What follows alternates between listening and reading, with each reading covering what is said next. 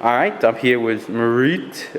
She's French, I think you and have the wrong person. oh no, that would be pretty embarrassing if I found the wrong person I'm not again. her. But the great thing about France is, I mean, the French Revolution and the Republic and Napoleon, and I'm not I from mean, France. what a beautiful nation. Liberty, equality, fraternity. Very nice. Anyway, I think you have the so. wrong person because I'm not from France. Oh yeah, but you had the L in your name, right? Huh? Yeah, we talked before. We were gonna do it about the Parmenides. No, that's the other girl you were talking to yesterday. Wow, that's pretty embarrassing. But you're also studying the Parmenides, Yeah. so it still works. All right. So, what have you learned about the Parmenides? Well, it has a lot to do with like forms and ideas and just a whole bunch about Plato. I've actually studied Plato before, so Uh huh. Oh, you studied Plato before. yeah. This is probably pretty different than the other stuff, right? Yeah, it is. Probably didn't even know Plato did things like this. I've done the Republic Uh before, huh. and that was pretty enlightening. Well, I mean, I think there's two things you would learn about Plato from this. One, like he's the kind of guy who's not afraid to criticize himself. From the Republic, you might think he's a guy and he has a lot of ideas and he wants to tell you how to think and everything. But then from this, you see that he's actually a guy who can look at himself and be just as harsh on himself as he is on everyone else. And a lot of people don't realize that if they ain't read the Parmenides. And the other thing is, this is a lot harder, like more complex and like nasty and stuff than the other Parmenides stuff, It right? also I takes mean, the other everything, Plato stuff. it makes everything equal, which is good because, like Professor was saying, Aristotle viewed more people as higher beings than others. Yeah, I mean, and you could see that if you make everything in the abstract equal, there's nothing to do with people, just like forms or something, you make that all equal.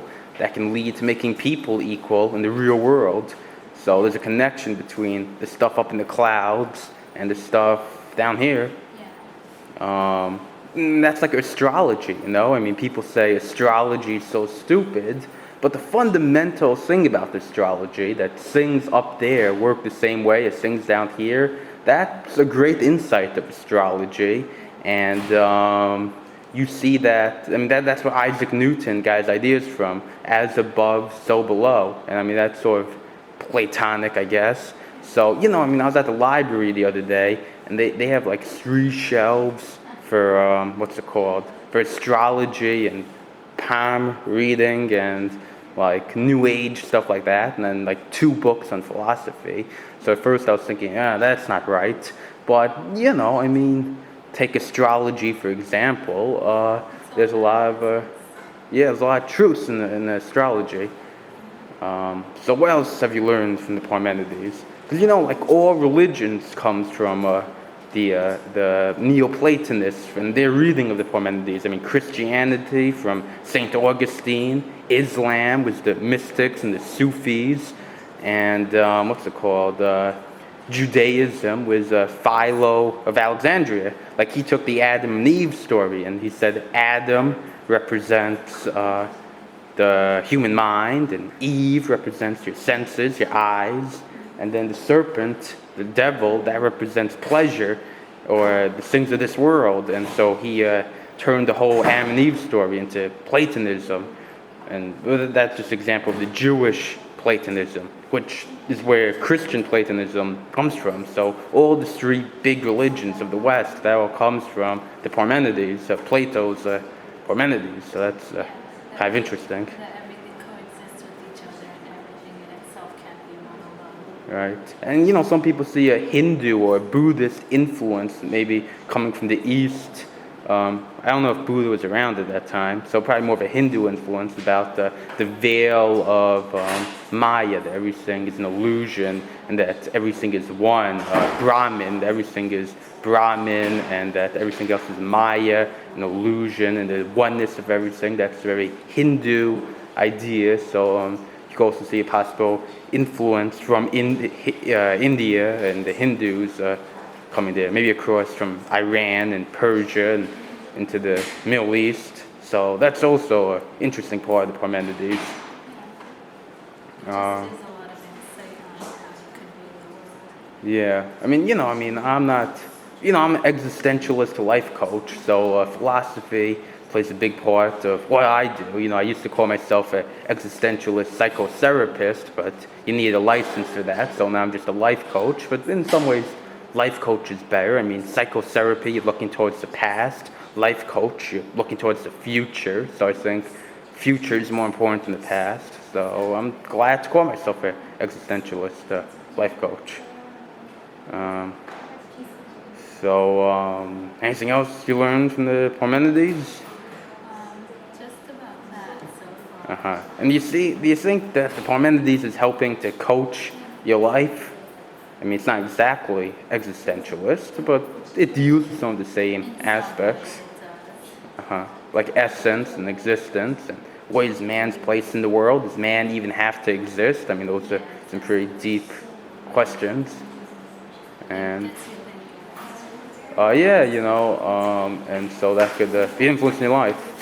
I'm sorry. You just go. No, all right. Okay, so I guess we got a lot of good footage here. What kind of music you listen to? Let me zoom in on that. What is it? I listen to everything. Oh, Taylor Swift. I listen to her too. Oh, she's pretty good, right? You Belong with Me, and the other one. Yeah, I listen to mostly rock Oh, well, she's sort of rock, light though. rock. Paramore, Oh, she's good. What's that song? Was the castle that's falling down and everything? That little girl with the butterflies? Oh, Brick by Boring Brick. Yeah, Brick by Boring Brick. Now that's a very philosophical song, you see, because it's about development. You could try and make this great leap ahead, and that's exciting, and that's like you could be the next superpower, or you could slowly build things up, brick by boring brick, and It's saying that you have to coexist with the world and not let it go. right, the world actually exists. You have to make peace with it. And that's sort of what Plato's doing. Plato, he used to live in his own world up in the sky, his perfect utopia republic. And the Parmenides is kind of him coming down to earth, realizing he's got to build things brick by boring brick. He can't live in a fairy tale, because those butterflies turn into monsters and stuff. So, yeah, there's a lot of philosophy right there in Paramore. So she's pretty good. And then, that's what you get. That's another very good song. That's what you get. So yeah, Paramore is really great. Um, and she makes great movie music too. I think they use her songs in a lot of movies. Yeah. They do, yeah. So you ever listen to 102.7 Fresh FM? That's pretty good. Oh yeah, that's a very good station. My brother actually introduced me to it, but he back then they had no commercials almost, and it was all music all the time. So they were very good. I was more 95.5 PLJ. I don't know if you know that station, but you know that one too, yeah. Light, and then a little bit of 106.7. I used to be a park ranger, and my boss always played 106.7. That's light rock. Well, they have a lot of oldies on that. That's where Fresh gets its name from, actually. They're supposed to be fresh, while 106.7 is unfresh, old and worn out. But they have some good stuff. They play a lot there. Piano Man by Billy Joel. They're always playing that. Yeah. All right. So I think we got a lot of good footage here, and we covered a lot about the Parmenides. And, I'm still with Gansei Film Productions. So after this debut, maybe you want to do other filming with us, because this is your rocket train to fame. Okay. All right.